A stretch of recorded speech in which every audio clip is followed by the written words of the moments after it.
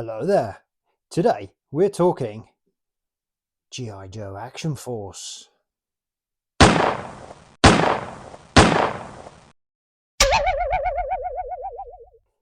Yes, hello and welcome to the channel. Now, I thought it was time that I finally did a G.I. Joe video. Had them kicking around for years, never really featured them. I did feature my Rattler on one of my old videos. You can go and check that out if you wish. But I think I'm going to be refilming that one at some stage. It was one of my first videos. Sound quality, not so great. Anyway, back to these fellas. What are we doing with these fellas? Well, I will let you know. These guys were my first G.I. Joe Action Force. Now, before then, I had these guys, the Palatoy Action Force. But in around 1985, I guess, 85, early 86, they were replaced in the UK with the G.I. Joe Action Force. Action Force is a highly trained rapid deployment force fighting Cobra, a ruthless terrorist organization. Action Force! Cobra Fang! But they've been spotted by Flint, Dusty, and Barbecue. Man the egg fence system! Fire! That'll teach Cobra some manners. Boom, boom! Cobra Fang, Action Force checkpoint and air defense system, figures sold separately. Now, for all my American viewers out there and American friends, that's right. I keep calling them G.I. Joe Action Force. Really, I should just call them modern day Action Force, because we never had G.I. Joe in the UK. We had Action Force! International Heroes! only when we got the cartoon, and to be fair, the only cartoon version I remember would be the movie, which for us was Action Force! International Heroes! Yeah, all the voices for these guys, they were all American.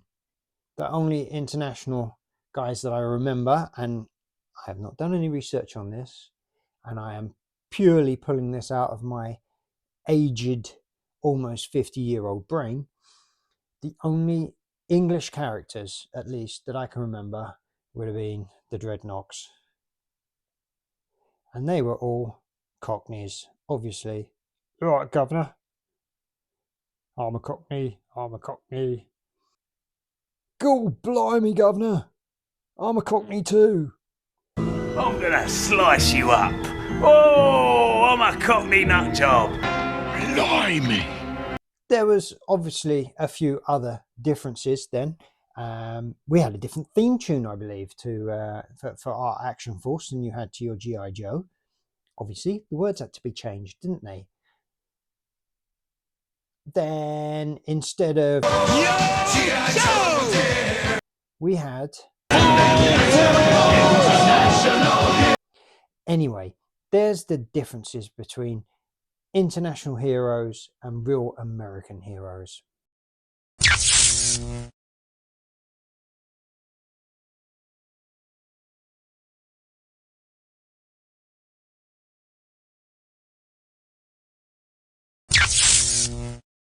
Right, why these three figures? Now, these three figures are the first figures that I ever got of this sort of range. And I must admit, when I was younger, I wasn't massively into Action Force, G.I. Joe, whatever you want to call it. I had my Palatoy Action Force figures that I was very fond of, but they obviously had their limitations. So when the G.I. Joes came out with their massive articulation and the fantastic weaponry, yeah, it was quite easy to see why they would take over from the old Palatoy ones. Palatoy just reproduced the same figure over and over again and repainted him and did mixtures of different legs and different arms and different body sculpts for different figures and mixed it all around. You can see the arms were either straight out like this, which was good for grabbing a steering wheel, or looking like a zombie, I guess. Or you have them like this, where they'd be holding their gun, which is pretty cool for action. You can sort of bend his, yeah, so, but if he wasn't carrying a gun, he was sort of stuck standing like this. So he could bend this one for a salute. Good day, sir. I don't know why I made him Australian. It could be drinking a cup of tea. Oh, a lovely cup of tea.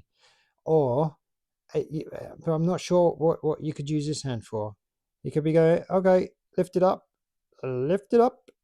higher. Or serving someone a cup of tea. Or just checking someone's bottom, I guess. It's, yes, bend over. Yes. Yes, it's very good. Cough. Right. So, very limited posability. But I do remember, well, I'll get into that later. Right, anyway, these guys can bugger off now because video's not about them, is it?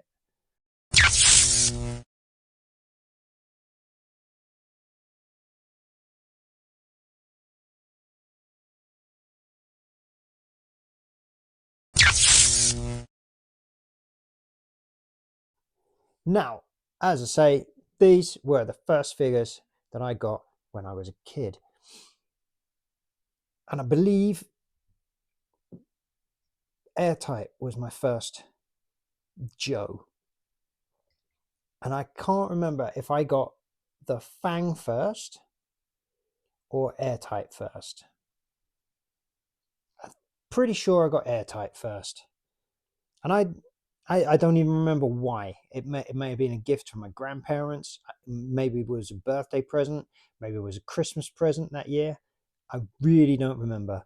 But now we're trying to think back 35 years? No, almost 40 years. And yeah, my brain has been addled in my 20s by too much alcohol. So when these guys came out, I was absolutely mind blown. The fantastic way the backpacks could stay on using the pin and blue tack. Yes, that was a down point for these figures, was that the backpacks did tend to fall off all the time. But the articulation, the playability, I was really taken away with these things. So Airtight never worked out what his gun was for. Always thought it was for gassing people or something. And unfortunately, you couldn't take his helmet off, so he was constantly with his face mask and helmet on, even when he was trying to relax. Made eating and drinking very difficult for him. Now, this is where I have to tell you, it's a little bit of a secret. Don't tell anyone. This isn't my original Airtight. My original Airtight is this one. And this one's suffering from a very serious groinal injury. Now, this is where the old Palatoy Action Force figures have a massive bonus over these figures, is that they're made of the rubbery sort of Star Wars figure plastic, so they don't break when you drop them. And these G.I. Joes, they're slightly more harder plastic, and well, as you can see, they suffer from injuries. Cover yourself up, mate. Cover yourself up. Yeah. So this Airtight now sits in my snow cap for his own good. So yeah, that was a down point.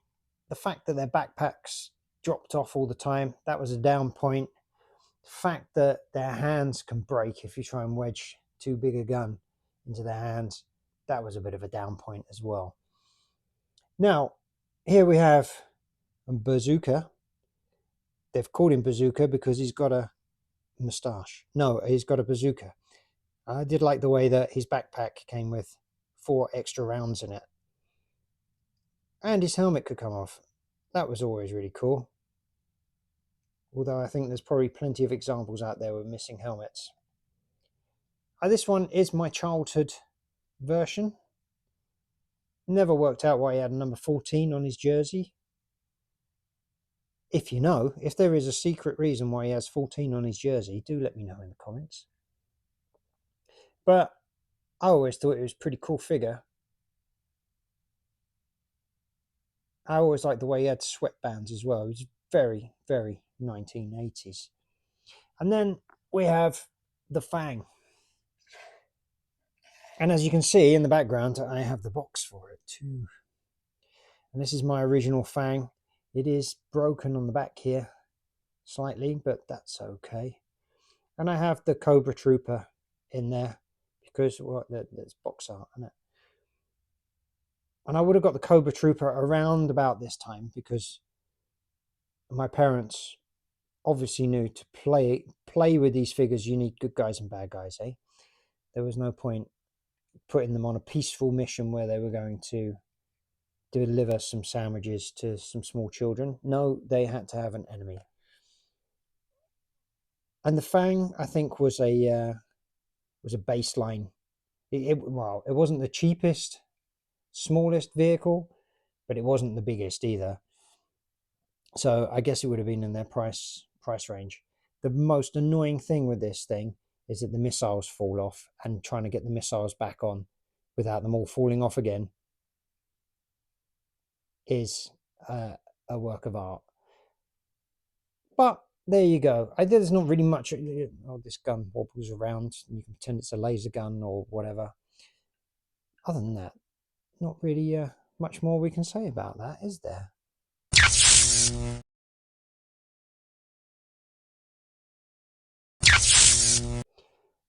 Now, we're at the end of the video, I guess. I don't really have much more to say about these guys. If you do, if you know something about them that I don't know, or I've skipped something, let me know in the comments. If you want to see some more Joes, let me know in the comments. As I say, when I was a kid, I didn't really have a lot of the Joes. I got a few of the figures, I got a few of the vehicles, and to be honest, the vehicles held more intrigue to me than the figures. But let me know in the comments. Always interested to hear what you got to say.